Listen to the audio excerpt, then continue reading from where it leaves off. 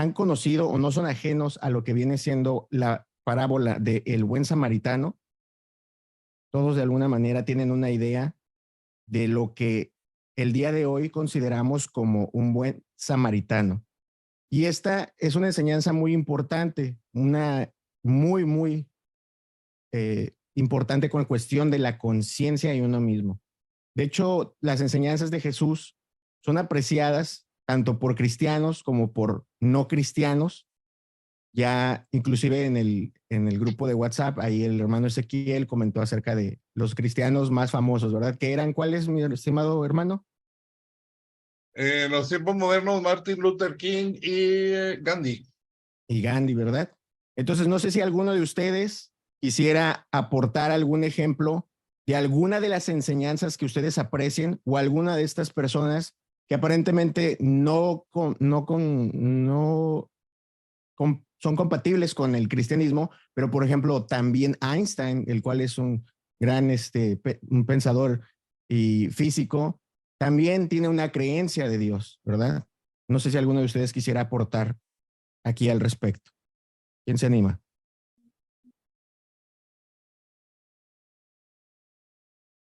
Solo uno, no se apresuren todos. Aquí tenemos un comentario. ¿Quién? Perdón. ¿Alguno de ustedes no, hermanos? Ok, entonces continuamos la Sí, aquí siguiente. tengo la mano levantada, bro. Perdón, no los alcanzo a ver con... Ahí Sí, sí me no hay ayuda problema. alguno. Bueno, en Ajá. el aspecto científico es muy importante destacar que la ciencia no está divorciada del concepto de un creador. Los más grandes científicos que ha tenido el mundo, voy a poner un solo ejemplo, Albert Einstein, era creyente de Dios, pero claro, el concepto de Dios de él no es el concepto que nos vende la religión. Él decía, es más fácil creer que pensar. Dice, yo no creo en Dios, yo pienso en Dios. Entonces, no hay un divorcio entre la ciencia y la creencia en un ser supremo, solamente que ellos piensan de manera diferente. Muy bien, me gustó este aporte, ¿no? La religión no está peleada con la ciencia, no está divorciada. De hecho, hubo algunos como este Agustín de Hipona, que fue uno de los más grandes apologetas y también protocientíficos, ¿verdad? Que nos apoyaron con estas cuestiones dentro del ámbito de la iglesia. Entonces, algunos incluso dicen que no se puede ser espiritual sin ser intelectual, como no se puede ser intelectual sin ser espiritual, realmente, ¿no? Porque empiezas a apreciar en tu espiritualidad el, el gran conocimiento, la gran sabiduría, toda la inmensidad de Dios en su creación. Entonces ahí va también esto eh, per se. Bueno, quisiera aperturar con qué entendemos el día de hoy por un buen samaritano. Todos hemos escuchado buen samaritano, hemos visto algún video de buen samaritano, hemos quizá nosotros, a lo mejor dado este tema, tenemos un concepto. ¿Quién me quisiera compartir lo que sería el concepto que tienen como buen samaritano el día de hoy?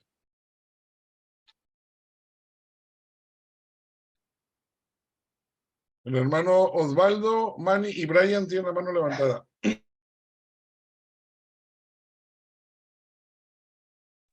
Adelante, hermano Osvaldo, por favor, luego Manny y luego Brian. Bueno, voy a contar una breve anécdota. Creo que era joven y un día voy a un banco. Creo que necesitaba que alguien me firmara un cheque o algo y el cajero me dijo, bueno, si encontrás a un buen samaritano por ahí que te ayude. Y bueno, o sea que hasta la frase está metida en la jerga, no digo de toda la gente, pero a veces lo toman como una persona excesivamente gentil, generosa. Digo eso porque es una anécdota de la calle, podríamos decir.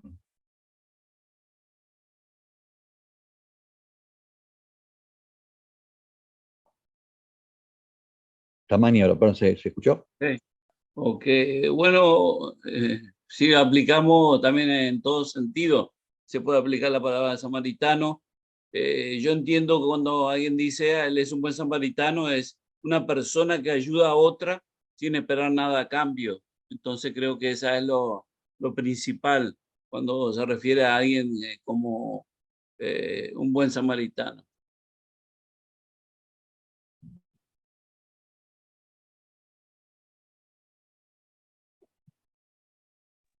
¿Tu Brian, comentario, por favor. Brian? Un samaritano, teniendo presente que allá en la época de Jesús el samaritano y el judío no se llevaban, hoy sería alguien que está libre de prejuicio, no juzga el libro por su portada. Entonces, como está libre de prejuicio, no ve mi estatus social, no ve el color de mi piel, él está listo para ayudar. Listo para ayudar. Me gustó esta parte. Ok, Marco. listo. Sí, un buen samaritano es aquella persona que ayuda al prójimo cuando tiene necesidad. Ayudar al prójimo cuando hay necesidad. Perfecto. Muy bien, pues de hecho, todo lo que acaban de mencionar ustedes, mis hermanos, es muy cierto. El concepto que tenemos el día de hoy como un buen samaritano inmiscuye todos estos atributos, ¿no? que conocemos. Pero si bien es cierto que el concepto que hoy en día tenemos respecto a un buen samaritano es asombroso, noble y digno de imitación, porque todos estos hay buenas obras, buenas intenciones, la parábola de el buen samaritano, lo que conocemos como el buen samaritano en su contexto, nos proporciona un mensaje que va más allá. Entonces, antes de continuar, a Ezequiel que le gusta tanto el portugués, vamos a ponerle aquí esta escritura que así exactamente cuando la busqué, esta me salió la primerita. Hermano Oseas, ¿nos podría leer este salmo tan hermoso?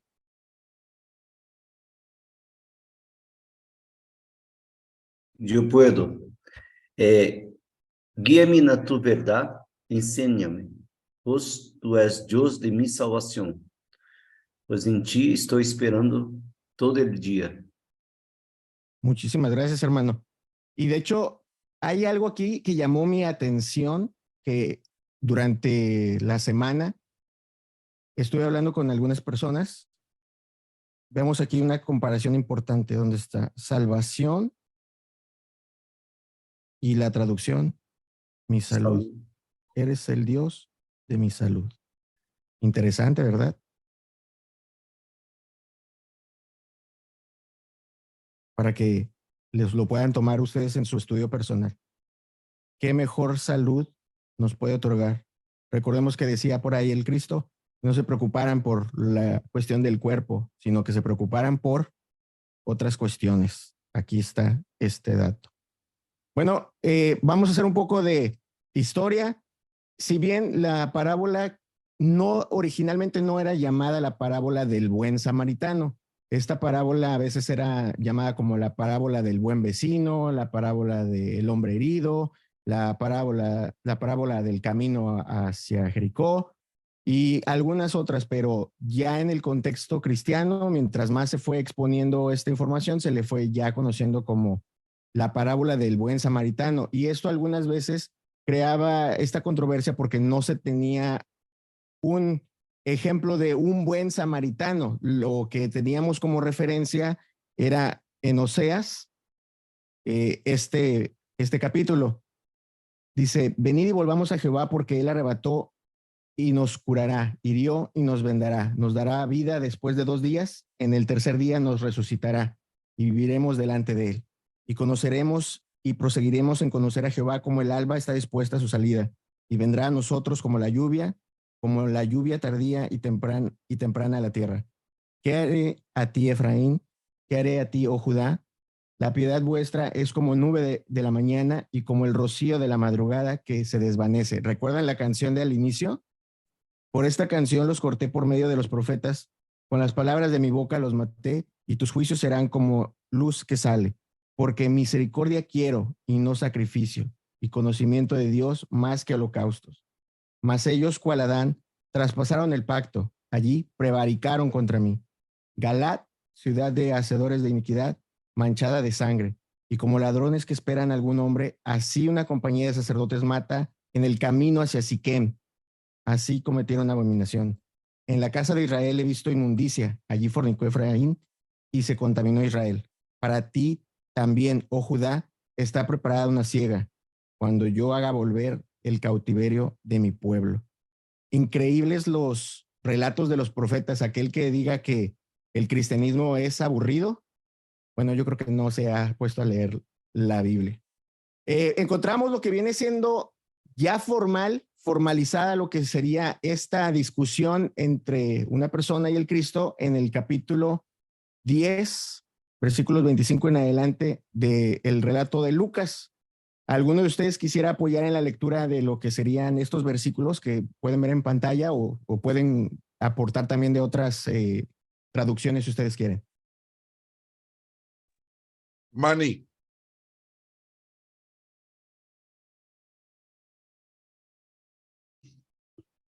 Estás muteado, Manny. Estás muteado, Manny. ¿Los leo todos o el primero? Si gustas uno para darle oportunidad a los demás hermanos que quieran participar. Lucas 10, 25. Y he aquí un intérprete de la ley se levantó y dijo para probarle: Maestro, ¿haciendo qué cosa heredaré la vida eterna?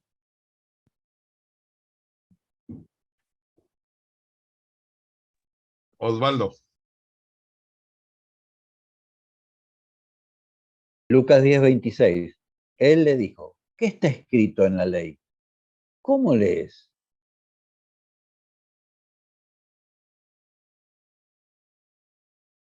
Bien, sigo yo. Aquel respondiendo dijo: amarás al Señor tu Dios con todo tu corazón y con toda tu alma y con todas tus fuerzas y con toda tu mente, y a tu prójimo como a ti mismo. Y sigo yo. Y le dijo: bien has respondido, haz esto y vivirás. La hermana Alicia levantó la mano.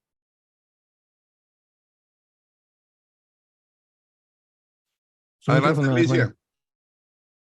Micrófono. El micrófono, hermana Alicia. Están abiertos los micrófonos. Sí. Abra el micrófono, Alicia. Alicia. Ahora. Oh, ajá, está abierto. Sí. Un momento. El que viene ahorita, ¿cuál es? El 29. Sí. 10:29. Para él, queriendo justificarse a sí mismo, dijo a Jesús: ¿y quién es mi prójimo? Muy bien. Todos leyeron la versión Reina Valera 1960. Bueno, ¿quieren continuar alguno a partir del 30? Yo sigo. Lucas 10:30 dice: respondiendo Jesús dijo: un hombre descendía de Jerusalén a Jericó y cayó en manos de ladrones, los cuales le despojaron e hiriéndole se fueron dejándolo medio muerto. 31. Aconteció que descendió un sacerdote por aquel camino y viéndole pasó de largo. 32. Asimismo, un levita, llegando cerca de aquel lugar y viéndole, pasó de largo. Brian. Pero un samaritano que iba de camino vino cerca de él y viéndole fue movido a misericordias. Manny. Yo, ok. 34. Se puso. 34. 34, se me puso que se me tapó. 34 dice: y acercándose, vendó sus heridas, echándoles aceite y vino, y poniéndole en su cabalgadura, lo llevó al mesón y cuidó de él. 35. Outro dia, ao partir, sacou los drenários e los dio ao maçoneiro e lhe dijo: cuida-me, e todo lo que gaste de más, yo lo pagaré quando regrese. 36. ¿Quién, pues, de estos tres te parece que fue el prójimo del que cayó en manos de los ladrones? 37. Él dijo, el que usó de mis, perdón, el que usó de misericordia con él. Entonces Jesús le dijo, ve y haz tú lo mismo. Muy bien, hermanos. Vamos a analizar todos juntos, ¿verdad? A detalle el pasaje para poder comprender la parábola. Para poder analizar muchas veces una cuestión, una duda, curiosamente necesitaremos hacer preguntas. Nos tendremos que plantear preguntas para resolver preguntas. Algo paradójico, pero nada más acertado. Entonces, dependiendo del texto que te estés analizando, ya sea este o cualquier otro, será necesario realizar una mayor o menor cantidad de preguntas dependiendo lo que quieras, a la intensidad que quieras llegar. Algunas de estas serán el, quién, cuándo, cómo, dónde, por qué, para qué. Puede ser también quiénes, en dónde o lugar, fecha, para que lo tengas como una base para cuando tengas tu estudio. Falta nada más el cuánto, Karim. Ahí está. Las añadiduras que ustedes pudieran dar a esto al respecto, ya dijo aquí Ezequiel. ¿Cuánto? ¿Algún otro pudiera aportar algo más? ¿Se dijo cómo? No sé. Sí. Se dijo. Si no, las dejamos ahí de tarea, ¿verdad? Ahí buscar estas preguntas que nos puedan ayudar. Bueno, vamos a analizar lo que viene siendo la parábola en sí. He aquí un intérprete. ¿Quién? ¿Verdad? De la ley. Y podríamos ver también a qué se refería por ley. Se levantó y dijo, ¿qué dijo? Para probarle, ¿probar qué? Al maestro. Haciendo qué cosa heredaré la vida eterna. Veamos, ok, una pregunta aquí, ¿no? ¿Qué cosa? Ok, él le dijo, ¿qué está escrito en la ley? ¿Cómo lees? Aquí hay otra pregunta interesante. Ya hemos visto a través de lo que fue de la orden de Maimónides, que son 613 mandamientos. ¿A qué se referiría? ¿Serían estos los 613? Bueno, lo vamos a analizar. Aquel, ¿quién? Respondiendo dijo, amarás que se refiere al maestro, ¿verdad? Amarás al Señor tu Dios con todo tu corazón, con toda tu alma y con todas tus fuerzas y con toda tu mente y a tu prójimo como a ti mismo. Bueno, esto hace referencia a la ley, ¿verdad? Sí, vemos aquí que estos pasajes son Deuteronomio 6:5 y Levítico 19:18. Y le dijo, bien has respondido, haz esto y vivirás. ¿Hacer qué? Lo que está mencionado aquí en estos textos, bueno, lo checaremos. Pero él, queriendo justificarse, ¿qué es el concepto de justificación? A sí mismo, dijo a Jesús, ¿quién es mi prójimo? Buena pregunta. ¿Y quién es mi prójimo? Respondiendo Jesús dijo, empieza lo que sería la parábola. ¿Qué es una parábola? ¿A qué se refiere este método de enseñanza como parábola? Y bueno, vimos que la pregunta 1 y la pregunta 2, ¿qué relación tienen? ¿Estarán unidas el prójimo y la vida eterna o el hacer estas cosas? Bueno, vamos a analizarlo. ¿Qué son las parábolas? Bueno, las parábolas vimos que es comúnmente una narración ilustrativa en la cual el autor describe un evento común en la vida para ilustrar una verdad espiritual. O sea, en pocas palabras, es un relato terrenal que ilustra una verdad celestial. Vemos aquí, continúa lo que viene siendo este análisis, ¿verdad? ¿Quién es el escriba o intérprete de la ley o la Torá, conocida comúnmente entre el pueblo judío? Bueno, la misión de este escriba consistía en explicar y actualizar la ley en función de los nuevos tiempos y los problemas que se planteaban. Era una persona que veía la ley y la ponía en contexto a lo que era la época para hacer los ajustes pertinentes y poderla interpretar correctamente. La ley dada por Dios a Moisés debía ser explicada y adaptada a las circunstancias cambiantes de la vida. El trabajo de interpretación y adaptación de la ley fue realizado por los escribas o conocidos como doctores de la ley. En tiempos de Jesús, muchos escribas pertenecían al partido fariseo y gozaban de una gran autoridad ante el pueblo. En la Torá, la ley, contabilizaban 613 preceptos. El escriba o intérprete de la ley de la Torá era un hombre que tenía memorizado el Pentateuco, los 5 primeros libros de la ley, y quizá además bueno, aquí menciona, ¿no? Todo el Antiguo Testamento, lo que sería la ley y los profetas, ¿verdad? Podía enseñar con parábolas y aplicaciones. Esto quiere decir que era un experto, una persona experta en la ley. Los fariseos, ¿quiénes son los fariseos? En el tiempo de Cristo había diferentes tipos de fariseos, 7, ¿verdad? Qué casualidad. Provenían de 7 escuelas farisaicas. Los más conservadores eran los discípulos de un hombre llamado Shammai. Los más liberales eran los de un hombre llamado Hillel. Las creencias y prácticas de las otras 5 escuelas estaban entre estas dos, variaban ahí en algunos conceptos. Entonces ya vamos entendiendo qué es un intérprete, de qué ley, y vemos aquí que se levanta para probarle, qué quiere probar al maestro. Vimos acerca de los 613 preceptos y ahorita vamos a llegar también a lo que sería el análisis de las escrituras. Para cazar un lobo necesitarás un lobo. Este es un proverbio popular. El rabino Kovno tenía un ayudante que era muy extremista, los llamados celotes, y perseguían ferozmente a los libres pensadores. Al respecto, el rabino dice, la diferencia entre mi ayudante y yo es la misma que hay entre un ama de casa y un gato. Los dos no soportan a los ratones, pero la dueña de casa querría que no haya en general ratones, mientras que el gato desearía que siempre estén para poder perseguirlos y matarlos.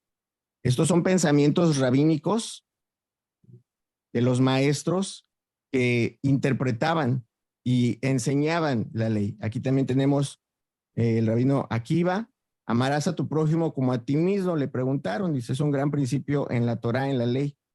Dice el rabino Yoshua Lekutna, decía, sí, es un muy bonito en palabra, dice, pero en la realidad todavía no. Un adepto vino a quejarse ante el rabino Kost respecto a su situación económica y este le dijo, reza, ora. No sé rezar, no sé orar, exclamó el adepto. Si no sabes rezar, tienes ahora un problema más grave que tu situación económica.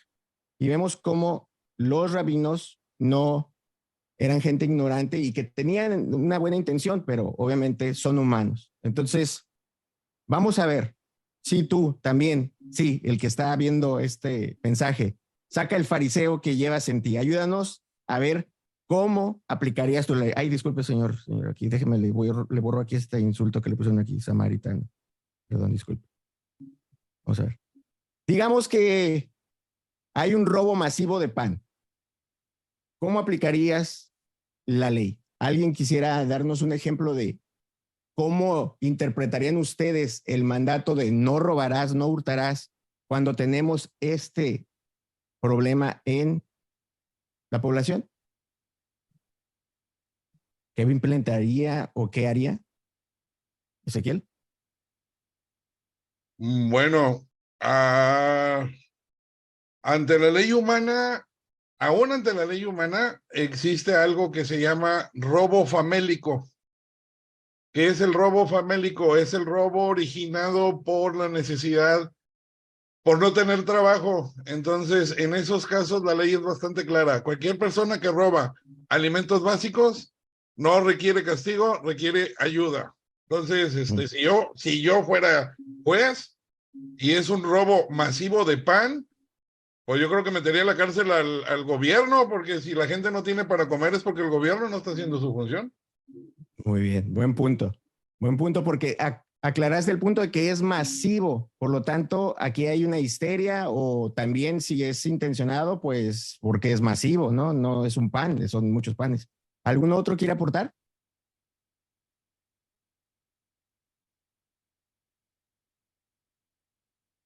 Aquí quedan todavía 2 rayitas ahí que pueden ser utilizadas.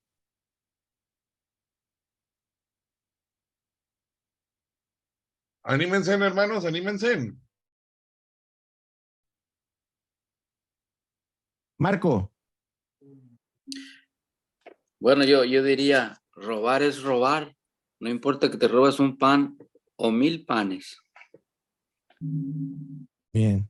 Robar es robar, a final de cuentas. Es punitivo, es castigable. ¿Alguien quiere aportar algo más? Luis. Yo podría preguntar ¿a qué se debió o qué originó este robo? ¿Qué razones se originaron para que la gente pudiera haber optado por esto? Muy bien, muy bien. Como ven, seguimos haciendo preguntas, ¿verdad? ¿Por qué se robaron estos panes? ¿Cuál era la intención de la gente? ¿Qué los orilló? ¿Cuáles eran las condiciones del gobierno? Preguntas y más preguntas. Fácil, ¿verdad? ¿Verdad que es bien sencillo cuando somos jueces? Bueno, como vemos aquí, los 613 conceptos o misbots de la Torá o la ley, no solamente era la cuestión de que eran 613, sino que tenían que coincidir con lo que era la tradición oral y la tradición escrita, en las cuales encontramos la narrativa de los misbot, que serían los mandamientos, pero también tendrían que estar en congruencia con la Hagadash, los halakás, y en los mandamientos habían ciertos mandamientos que les llaman los mandamientos positivos, los de hacer, y los negativos, los de no hacer, en los cuales se derivaban las leyes, los decretos y los testimonios.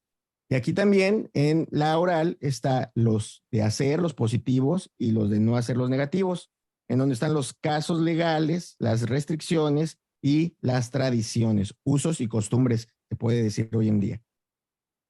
Bueno, llegamos a esta cuestión. ¿Cuál es el mayor mandamiento? ¿Por qué? Porque se debe de guardar aquel que sea mayor. En las jerarquías siempre hay ciertos niveles. Entonces vemos que Jesús sanaba muchas veces en sábado, en Shabbat. En la escuela de Shammai, Hillel entendía más conforme al pensamiento de Cristo. Concordaron que el primero, el mayor, era amar a Dios con todo el corazón. ¿Cuál es el segundo más importante? Shammai decía que el segundo en importancia era guardar el sábado. Para él y sus seguidores, este mandamiento era incluso más importante que amar al prójimo. El hombre fue hecho para el sábado. Para Shammai, amar al prójimo era el séptimo, ni siquiera era el segundo. Este caía hasta la séptima posición. Hillel y Jesús coincidieron que el segundo mandamiento más importante era amar al prójimo. Vemos aquí las diferencias de las escuelas. Bueno, entonces aquí empezamos a ver cómo el intérprete de la ley dijo para probarle al maestro, haciendo qué cosa heredaré la vida eterna. ¿Qué es lo que quería probar? Bueno, muy posiblemente a qué escuela rabínica pertenecía, como lo acabamos de ver, ¿verdad? Y si él de alguna manera aplicaba de la misma forma los 613 mandamientos o cuál era su postura, ¿verdad? El resumen rabínico. Amarás a Jehová tu Dios de todo tu corazón y de toda tu alma y con todas tus fuerzas. Lo que está escrito en Deuteronomio 6:5, según la Reina Valera 60. ¿Alguien me ayudaría con el siguiente versículo? Brian. No te vengarás, ni guardarás rencor a los hijos de tu pueblo, sino amarás a tu prójimo como a ti mismo. Yo, Jehová. Según lo dice Levítico 19:18, ¿verdad? Como lo empezamos a ver aquí. Muy bien, has respondido. Haz esto y vivirás. Pero él, queriendo justificarse a sí mismo, dijo a Jesús, ¿y quién es mi prójimo? Haz esto y vivirás. ¿Quién es mi prójimo? El experto pregunta, ¿quién es mi prójimo? Vamos a ver que estaba poniendo a prueba a Jesús. Su respuesta era una forma de determinar si Jesús obraba como un judío ortodoxo o no, puesto que para Hillel estos sí son mis prójimos. Todo judío y aún el religioso, los adeptos y el sacerdote griego. Para Hillel estos eran sus prójimos. El samaritano, sin embargo, es un subhumano, es una mezcla rara, es una raza que está mezclada. No tengo que amarlo. Y para Shammai, el judío religioso, sí, claro que sí, porque es judío, es religioso. El judío no religioso, no, porque no es religioso, aunque es judío, pero no es religioso. El judío pagano, bueno, el judío pagano cabe dentro de esta categoría también, es muy similar, no tiene creencia. El romano, por favor, el romano. El samaritano, ay, por favor, no seas ridículo, como un samaritano.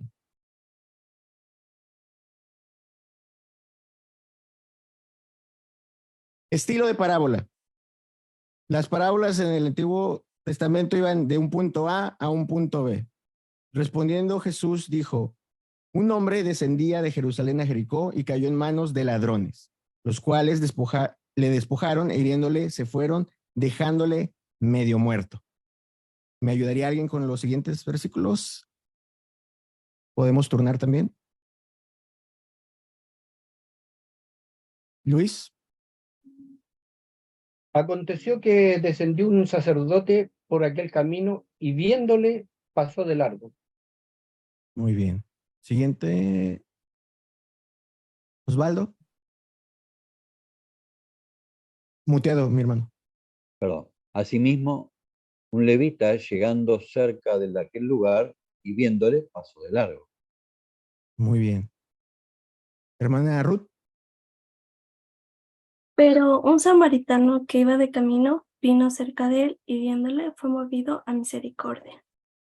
Muy bien. Hermano Osvaldo. Y acercándose vendó sus heridas, echándoles aceite y vino y poniéndole en su cabalgadura, lo llevó al mesón y cuidó de él. Manny. Lucas 10:35 dice, otro día al partir sacó 2 denarios y los dio al mesonero y le dijo, cuídamele y todo lo que gastes de más yo te lo pagaré cuando regrese. Hermano Luis. ¿Quién, pues, de estos tres te parece que fue el prójimo del que cayó en manos de los ladrones? Muy bien. Y dice, él dijo, el que usó de misericordia con él. Entonces Jesús le dijo, ve y haz tú lo mismo. Vamos a ver el camino que había entre Jerusalén y Jericó. Eran aproximadamente 40 kilómetros del punto A al punto B, tal y como es la misma estructura de las parábolas. Este camino que era el camino del vecino misericordioso, del hombre herido o el hombre que bajaba. Jerusalén y Jericó. De hecho, como podemos observar, Jericó inclusive se encuentra abajo del nivel del mar. Aquí está la vista de Jericó, una vista aérea. Jericó se encuentra a 250 metros por debajo del nivel del mar en el valle del Jordán. La ruta de sangre le llamaban. Jericó era una ciudad fortificada situada en un oasis muy fértil a unos 250 metros bajo el nivel del mar, dice a 10 kilómetros al norte del Mar Muerto y rodeada de campos cultivados y estanques. Esta se comunica con Jerusalén a través del desierto de Judá, por una ruta accidentada y peligrosa que era propicia al bandidaje. El rey Herodes el Grande construyó en Jericó, incluyendo un teatro, hipódromo, acueductos y un palacio, restos del cual todavía pueden ser vistos. Y tenemos otra vista aérea, Jerusalén, a Jericó. Aquí hay algunos lugares, los que se puede apreciar ahí, las bandas criminales y saqueadores. Pura finura. Los cuales le despojaron e hiriéndole se fueron dejándole medio muerto. Un punto importante que hay que tener en cuenta en esta historia es que el hombre atacado fue dejado medio muerto, no es casualidad. Este dato es una descripción legal. La ley establecía que ni un sacerdote ni un levita podían tocar nada muerto ni medio muerto, aun si fuese su esposa, su hermano, su hermana, su padre, su madre, etc. Números 19, 11 al 13. Tocar cuerpos muertos hace una ceremonia inmunda. El que tocare cadáver de cualquier persona será inmundo 7 días. Al tercer día se purificará con aquella agua y al séptimo día será limpio. Y si al tercer día no se purificare, no será limpio. Al séptimo día, todo aquel que tocare cadáver de cualquier persona y no se purificare en el tabernáculo de Jehová, el tabernáculo de Jehová contaminó, y aquella persona será cortada de Israel, por cuanto el agua de la purificación no fue rociada sobre él. Inmundo será, y su inmundicia será sobre él. Vemos que es muy estricta la ley en cuanto a la cuestión de tocar cadáveres, purificarse. Y vemos aquí también, dice, una paralela maravillosa se encuentra en Juan 13, 5 al 11. Si somos bañados por Jesús, nosotros solo necesitamos tener nuestros pies lavados, ya que se vuelven inmundos en la práctica normal de la vida. Sin embargo, si no dejamos a Jesús lavarnos, no tenemos parte con él. Debemos recibir la hermosa limpieza de una vez por todas que Jesús nos trae cuando somos nacidos de nuevo. Sin embargo, continuamente venir a él para ser limpiados de las cosas del día a día. Aquí hay otro ejemplo en 1 Corintios 6, 19, 20. El tabernáculo de Jehová contaminó. Estas leyes eran relevantes a todos en Israel, pero especialmente para el Señor. Bajo el nuevo pacto, el cristiano también tiene un llamado especial a la pureza, porque nosotros también podemos profanar el lugar donde mora Dios. Aquí en Números 19, 14 y 16, si ustedes lo gustan analizar por la cuestión de el tiempo, voy a tratar de ser más breve, pero como vemos, la ley y inmundicia, cadáver, muerte, purificación.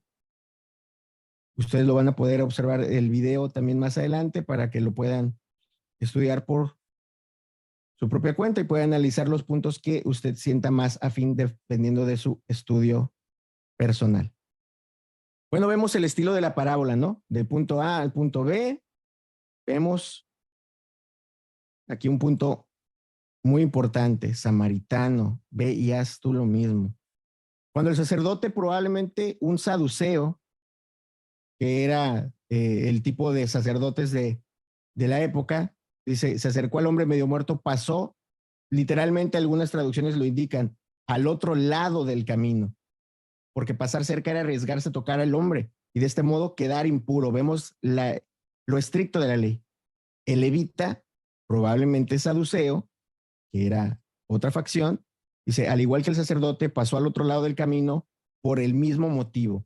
Ambos cumplieron con la ley, pero ambos hicieron más importante el mandamiento de no ser impuros que el de amar al prójimo. ¿Alguno de ustedes tiene algún comentario al respecto? Quisiera aportar a alguien su punto de vista con respecto a la rigidez de la ley o el concepto. Hermano Osvaldo. Esta colisión o choque entre leyes es muy normal aún hoy día, ¿no? Que ahí se llega a la Corte Suprema cuando los jueces tienen que analizar entre dos leyes cómo lograr que se puedan cumplir ambas, porque parecería que están una en contra de la otra. Ahora acá era una prueba para el corazón. Si esto lo pasamos a una experiencia de vida, muchas veces puede ser que haya leyes que chocan una con la otra y uno tiene que, ahí se pone a prueba el corazón de uno, y acá Jesús lo que quería era poner a prueba el corazón de muchos y de nosotros mismos y del que le hacía la pregunta.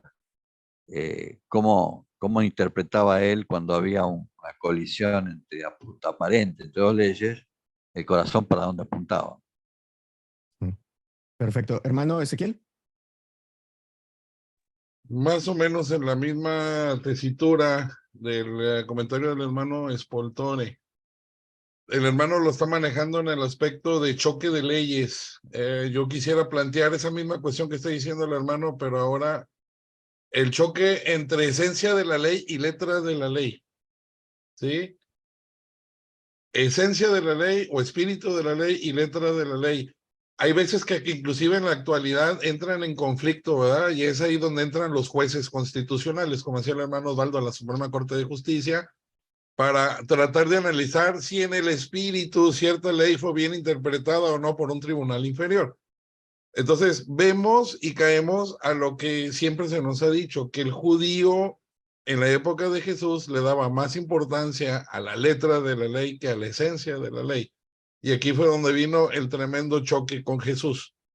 Jesucristo le daba más importancia a lo que ya habían dicho anteriormente los profetas. Quiero misericordia, no sacrificio. ¿Sí? Quiero misericordia, no sacrificio. Y eso el pueblo, los expertos en la ley jamás lo entendieron. Estaban más preocupados por cumplir la letra de la ley per se, que el quiero misericordia, no sacrificio. Y es lo que Jesucristo intentó enseñar. ¿Cuántas veces no dijo, quién en sábado no haría esto? ¿Quién en sábado no haría el otro? ¿No? Entonces aquí está bastante interesante la manera en que estás planteando la parábola, porque se va de lo que siempre nos han dicho, es que no se hablaban, es que no se querían, es que no sé qué. O sea, ahí estaba inclusive involucrado hasta la cuestión de la ley. Está muy interesante como lo planteas, ¿no? Así es. Tenemos comentario del hermano Heriberto. Sí, yo iba a decirle, es algo interesante que tanto estos sacerdotes como el levita, podemos ver que para ellos era una excusa, como dijo el hermano Ezequiel, ellos seguían mayormente esa ley orar. Pero si acordamos, ¿verdad? Cuando usted mencionó al principio que el mandamiento de Dios era de amar al prójimo, ya no era una ley orar, era una ley que existía en el corazón de cada persona. Sin embargo, si tenemos en cuenta la misma propia ley orar que tenía tanto el sacerdote como el levita, encontramos algo. Encontramos que también la misma ley orar, como podemos decir, y como usted menciona anteriormente, también ellos podían romper esa ley, la ley de ayudar al prójimo, sea cualquier sea, aunque ellos lo consideraban de diferentes maneras quién era su prójimo, pero decía que podían estar impuros por 7 días. Así que 7 días impuros no había problema, pero sí había problema cuando no se seguía el mandamiento de Dios. Entonces ya no estaban viviendo bajo la misericordia de Dios o haciendo lo que, ¿verdad?, deberían de hacer de acuerdo al mandamiento de Dios. Uno era el mandamiento, como se mencionó, directamente de Dios, como se lo dio a Moisés, y las otras 2 explicaciones era orar, la que era la ley oral, no lo toques porque si no vas a mantenerte sucio por 7 días. Y ellos pues ignoraron la primera ley oral, no tuvieron en cuenta la segunda ley oral que podían estar sucios por 7 o 7 días, y por último pasaron por alto el mandamiento de Dios, que era la de amar al prójimo. Ese es mi comentario, hermano. Muy bien, hermano. Excelentes comentarios. Vamos a ver aquí, los fariseos eran la corriente principal en la organización del pueblo judío en los días de Jesús. Los saduceos, judíos que solo seguían la Torá escrita, haciendo sus propias interpretaciones, estos eran los saduceos, y se mantenían diferencias con los fariseos, interpretaban la Torá escrita en forma literal y rigurosa. Casualmente seguimos teniendo los mismos problemas, ¿verdad? Eran tiempos de disputas entre fariseos y saduceos. Aquí, ¿qué puso don Fariseín? Vamos a ver qué puso don Fariseín aquí. ¿Qué pasó? ¿Blasfemia? Porque según Flavio Josefo, los saduceos enfatizaban en el libre albedrío humano para escoger entre el bien y el mal. Ah, sí, esto sí es blasfemia. Sí, es cierto, señor. Ok. Dice, por motivo, los fariseos más indulgentes lograron que sus interpretaciones fueran aceptadas por la mayoría de los judíos. Vemos cómo los fariseos van ganando esta cuestión. Los saduceos eran los miembros de la clase alta de la sociedad judía. Se sometían al poder extranjero, fuesen griegos o romanos, y adoptaban sus modas y cultura. Su misión, que les permitía tener cargos públicos importantes. El sumo sacerdote era miembro de este grupo, así como la aristocracia y los principales propietarios de tierras.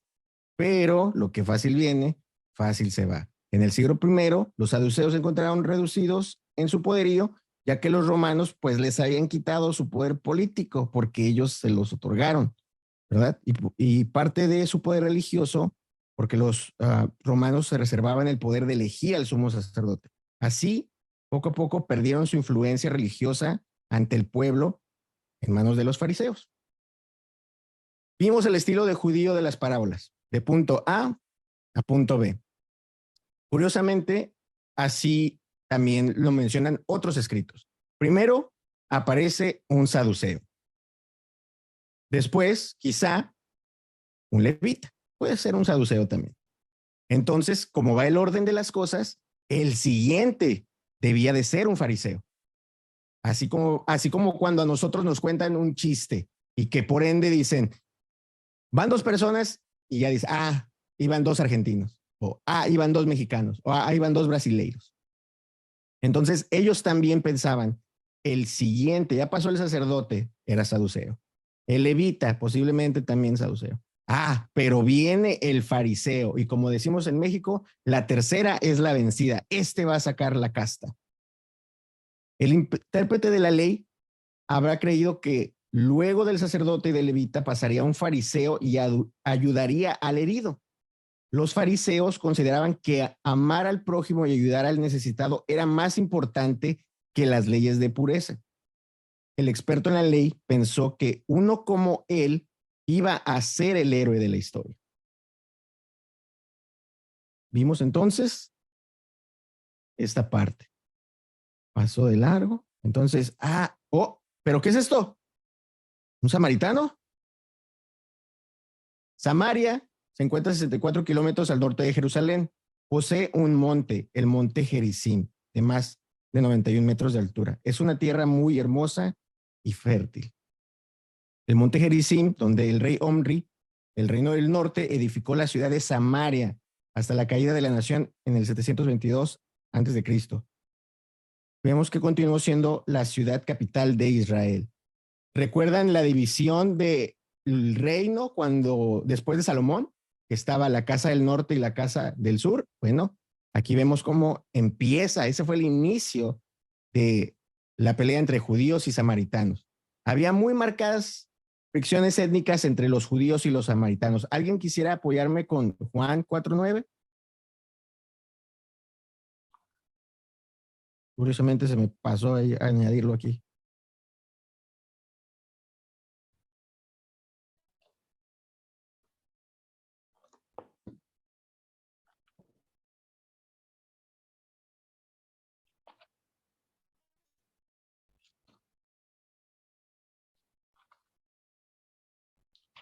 El que lo tenga Lo listo, tengo. Adelante, hermana. Iba a decir que ya lo Pues nada tenía. más. Adelante, que la hermanita lo lea, por favor. Ok, 4:9, ¿verdad? ¿Mm? Ok, dice así. Pero la samaritana le preguntó, ¿cómo es que tú, que eres judío, me pides agua a mí, que soy samaritana? Porque los judíos no tienen trato con los samaritanos. Si son prácticamente vecinos unos y otros, ¿cómo piensan ustedes que podría haber una distinción entre judíos y samaritanos? Ezequiel. Bueno, desde mi punto de vista es muy común. Por ejemplo, en el centro del país se dice que la gente de Puebla no puede ver a la gente del Distrito Federal. ¿Por qué? Porque se dice que durante la conquista la gente nativa de lo que ahora es Puebla se unió a los españoles para conquistar a lo que ahora es el Distrito Federal o los aztecas. Entonces de ahí no se pueden ver. Es una diferencia por cuestiones ideológicas. Pues quizás aquí es lo mismo, ¿no? Ahorita estábamos leyendo una profecía que hablaba sobre Benjamín y hablaba sobre Judá. Yo creo que a lo mejor podía haber aquí una diferencia de tipo religiosa, porque el mismo capítulo 4 de Juan nos dice que tenían diferencias en adoración, que los samaritanos decían que debían de adorar en cierto monte, mientras que los judíos decían que tenían que adorar en Jerusalén. Entonces parece ser que tenían diferencia de opinión en cuestiones religiosas en este caso, ¿verdad? Y de hecho es poco de las dos, ¿no? Es un poquito de las dos, porque estaba la creencia, la religiosa, y también, que sería el contexto social, el religioso, y también el físico, cultural.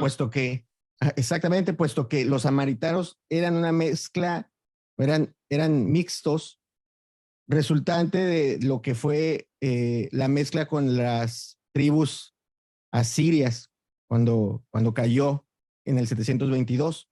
Pues en el tiempo de Jesús, el ser samaritano no era nada agradable, de hecho era motivo de desprecio. Aquí tenemos una escritura de Juan 8:48, y los judíos trataban de evitar todo tipo de contacto con ellos. Inclusive vemos cómo realmente se les consideraba, por haberse mezclado en la sangre, en la raza, como subseres, ¿no? El reino se divide. Primera de Reyes 16:24. Segunda de Reyes 17:1-28. Vemos la historia del rey Salmanasar, ¿verdad? Rey de los asirios, llevando a cautivo al pueblo de Israel, y cómo a causa de esta caída, pues bueno, viene la mezcla. Interesante lo que tocamos al principio, la mujer samaritana, ¿recuerdan? Que dice, ¿has tenido cuántos maridos? 5 maridos has tenido, y el que tienes tampoco es tu marido. Y si bien algunos toman esto muy literal, y no es mala la enseñanza moral que nos deja a la mujer samaritana, el contexto en sí trata más acerca de las deidades que tuvieron los samaritanos. A esos sus Baales, que Baales también significa marido, amo o esposo.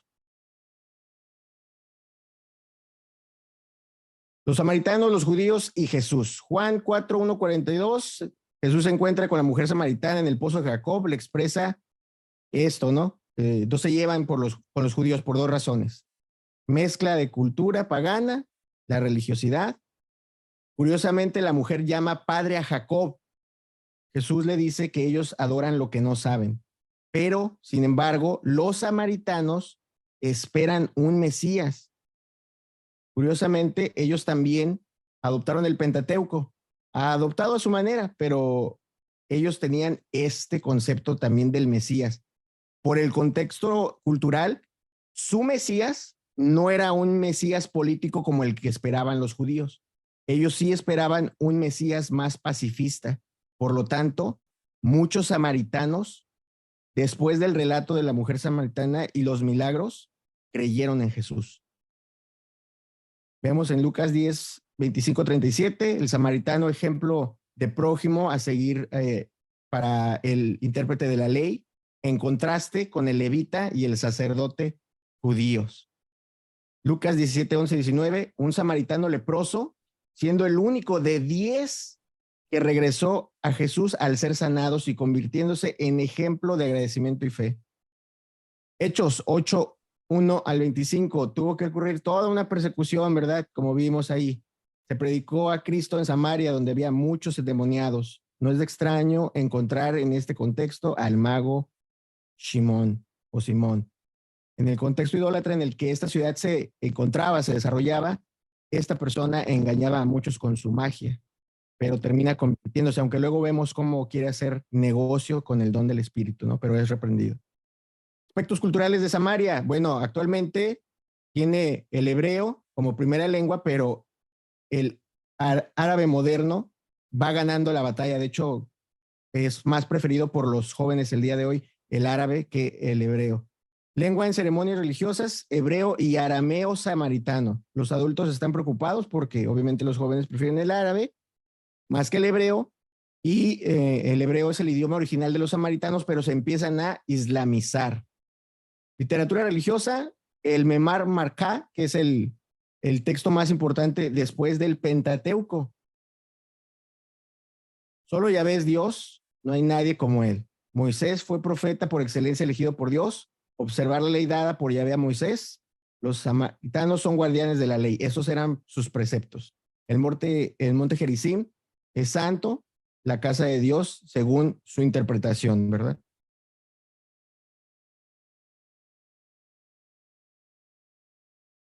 Pero Cristo dice que luego de levita pasa pues un samaritano y le ayuda al hombre.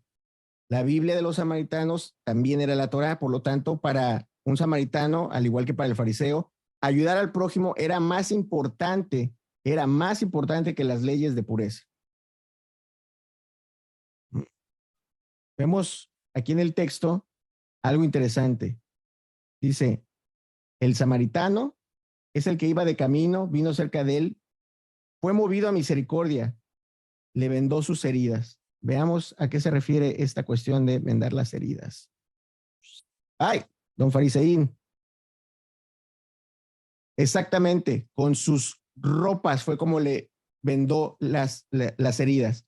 Recordemos el contexto que el cortarse la ropa era despojarse de algo muy precioso, puesto que no era como el día de hoy que tenemos diferentes cambios de ropa. Algunos obviamente no tenían esta cuestión, por lo tanto se está despojando de algo que incluso él necesitaba y lo utiliza en pos de su hermano. Ahora dice que le pone vino y aceite. Será algo mejor, algo raro para nosotros, pero el vino y el aceite se utilizaba como ungüento y desinfectante. Respecto a los beneficios para la salud, tanto del vino como el aceite de oliva, pues hay muchas propiedades. De hecho, el vino lo desinfectaba y el aceite lo que hace es que te suaviza la piel. Dice que le encargó, ¿verdad?, al mesonero y le dio 2 denarios. Gracias, denario. Lo último dice, menciona como expresión para referirse a una condición extrema de hambre que habría y el costo de los alimentos. ¿En dónde? En el Apocalipsis. Judas Iscariote hizo mención del denario cuando ve a Marta derramando el aceite perfumado sobre Jesús. Aquella acción le causa incomodidad y señala que debería venderse en 300 denarios en lugar de desperdiciarse. Los 300 denarios equivaldría al salario de todo un año, lo cual demuestra pues las intenciones poco honradas de Judas, ¿verdad? Con respecto a los cambios, ahí se quedaba. Dice que el cambio era bueno, sí, porque él se lo quedaba. Jesús le pregunta al intérprete de la ley, ¿quién era el prójimo del hombre herido en esta historia? El intérprete no pudo ni siquiera pronunciar la palabra samaritano. Vemos el conflicto tan fuerte que simplemente le dice, el que se compadeció de él, el que fue movido a misericordia. El mismo samaritano que no era considerado ni prójimo ni ser humano, el más despreciado, ahora es el héroe de la historia. No se trata de quién era el prójimo, sino de quién probó ser el prójimo. El amor no toma en cuenta el valor de su objeto, simplemente responde a la necesidad humana. El verdadero cristiano tiene escrita en su corazón la ley del amor. El Espíritu de Cristo que habita en él, la imagen de Cristo se renueva en su alma. El amor no hace mal al prójimo, así que el cumplimiento de la ley es el amor. Romanos 13:10. Entonces, hermanos, ¿a quién debemos amar?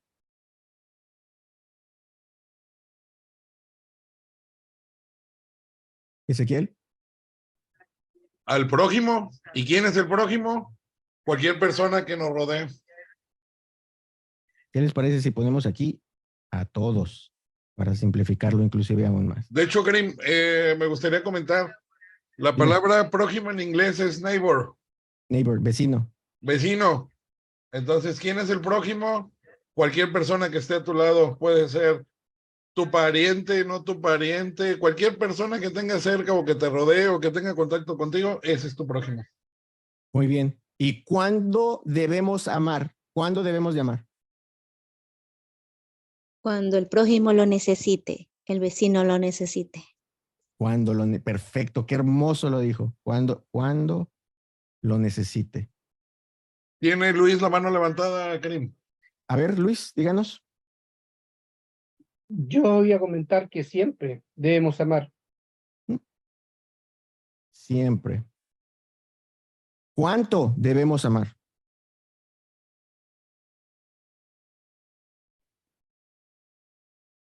Hermano Luis, ¿quiere volver a comentar? Debe ser un amor completo, sin restricciones. Como dicen por ahí, hasta que duela, ¿verdad? Amar hasta que duela.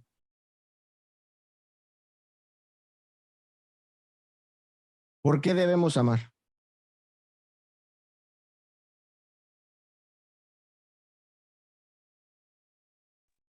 Ahora sí, lo podemos decir abiertamente porque está en la ley. Hermano Osvaldo. Sí, primero porque es un mandato, pero acá por lo que vemos es porque nos mueve porque nos compadecemos, o sea que el corazón compadece por misericordia, exactamente.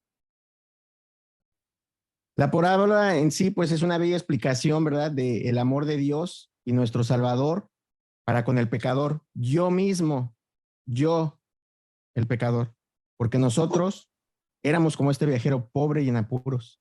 Satanás, nuestro enemigo, nos robó y nos hirió. Tal es el mal que nos hace el pecado, que nadie nos quiso y la verdad, ni podían ayudarnos. Pero bendito Jesús, que se compadeció de nosotros.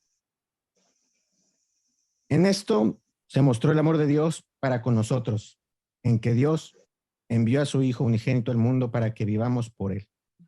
En esto consiste el amor, no en que nosotros hayamos amado a Dios, sino en que Él nos amó a nosotros y envió a su Hijo en propiciación por nuestros pecados. Amados, si Dios nos ha amado así, debemos también nosotros amarnos, pues obviamente los unos a los otros. ¿Puedo mencionar algo? Dígame. Bueno, es algo que pasó este fin de semana. Pues, justo era en el terminal donde llegaba de viaje yo, y en el baño estaba, a lo que yo entro, estaba una señora que tosía, prácticamente se estaba ahogando, y se ahogaba como, o sea, no podía respirar y seguía ya tosiendo. Pero yo entro y había muchas mujeres ahí, y solamente quedaron viendo. Lo que hice fue, como traía una botella con agua, paré, dejé mis cosas, abrí la botella y se la di. La señora tomó enseguida agua y se calmó. Entonces, lo único que, o sea, estuve ahí hasta que ella estuvo tranquila y solo me retiré. Pero ver la cara de, de las personas que estaban ahí, o sea, como sin hacer nada, ¿para qué les digo? Sí me dolió. O sea, se estaba ahogando esa señora. Bueno, esa experiencia me pasó. Gracias por su comentario, hermanita. De hecho, debemos de recordar eso todos los días, la verdad. A veces uno busca los temas para dar a la congregación y en algunas ocasiones son los temas los que nos encuentran. Debemos recordar que todos somos extranjeros, como menciona la palabra, que todos estamos de paso y que de igual manera, ante los ojos de Dios, pues, ¿qué es el hombre en realidad? Y aún así, en apuros, en el más grande apuro que teníamos todos y cada uno de nosotros, Dios ha enviado a su Hijo unigénito para morir por nosotros en esa cruz. Darnos algo que incluso es incomprensible, porque el samaritano ayuda a la persona, la atiende, ve por su integridad, porque está teniendo una persona que podría ser su enemigo, podría ser un judío, no se sabe. Incluso en aquellos tiempos, si una persona quedaba en deuda con otra persona, podía quedar bajo esclavitud por esa deuda. Y también vemos que da dinero al mesonero, el cual podría quizá jugarle un fraude. Era como otorgar un cheque en blanco. Asimismo, vemos cómo en nuestra mayor dificultad, donde nadie nos pudo ayudar, el bendito Jesús, Hijo de Dios, nos asiste. Qué grande o ¿cuál es el problema que te impide llevarte bien con tu hermano o con tu hermana? Sí, yo sé que a veces nos sacan de quicio. Sí, como los hijos nos sacan de quicio, como los padres nos sacan de quicio, como los líderes nos sacan de quicio, como nosotros mismos en ocasiones tampoco nos aguantamos. Hermano Ezequiel, hermano Luis. Sí, gracias, Karim. Nunca olvidar la esencia de la ley. Quiero misericordia, no sacrificio. Creo que eso es algo muy importante. Me viene a mi mente Santiago, la fe sin obras está muerta. Y no se refiere, obviamente, a las obras de la ley. Ya sabemos que se refiere a obras de la gracia, ¿verdad? A obrar en consecuencia con la gracia. Quiero misericordia, no sacrificio. Venimos de una religión donde se le daba mucha importancia a los formalismos, a las horas, a llenar un reporte, a las apariencias. Hay religiones que le dan, uy, el sábado, todavía existe ese conflicto, ¿verdad? A veces me pongo para investigar, pues tienes que buscar en todos lados, ¿no? Ahorita, por ejemplo, estoy preparando el tema de la parábola de el hombre rico y Lázaro, y pues obviamente estoy viendo puntos de vista de diferentes organizaciones, y te vas de espalda cómo todavía le dan tanta importancia al sábado, cómo le dan tanta importancia, que dicen que hasta en el milenio vamos a guardar los sábados, ¿verdad? Quiero misericordia y no sacrificio. Creo yo que eso es algo que debemos de tener siempre presente, y que lo más importante de todo, el mismo Señor Jesucristo nos lo enseñó, ¿verdad? Que siempre estaba por encima el salvaguardar la salud e integridad del prójimo, no importando que hubiera de por medio, ¿no? Sí es. Hermano Luis. Sí, hermano, que también nosotros tenemos que estar conscientes del mundo en que vivimos, como la hermana le pasó. Las personas, los seres humanos, el lado oscuro es que buscamos siempre nuestros propios intereses. Y el cristiano tiene que ser reflejo de Jesucristo. Por lo tanto, nosotros tenemos que buscar oportunidades donde demostrar que somos el espejo de Jesús, de que amamos, no importa que nos cueste, pero tenemos que amar a todas las personas, no solamente a los que son de nuestra religión o creen lo mismo, sino que a todas las personas, porque el amor lo entregó Jehová a toda la humanidad, entregó a su Hijo, para que todas las personas tuvieran la oportunidad de tener vida eterna. Gracias. Amén, hermano. Muchísimas gracias por su comentario. Vemos como la importancia todos los días del evangelio, porque como en la casa de, esto no es bíblico, ¿no? Pero en la casa del jabonero cualquiera resbala. Todos estamos en esa necesidad. Hermanos, les agradezco su atención y buenos comentarios. Su hermano Karim Abdul les agradece su tiempo.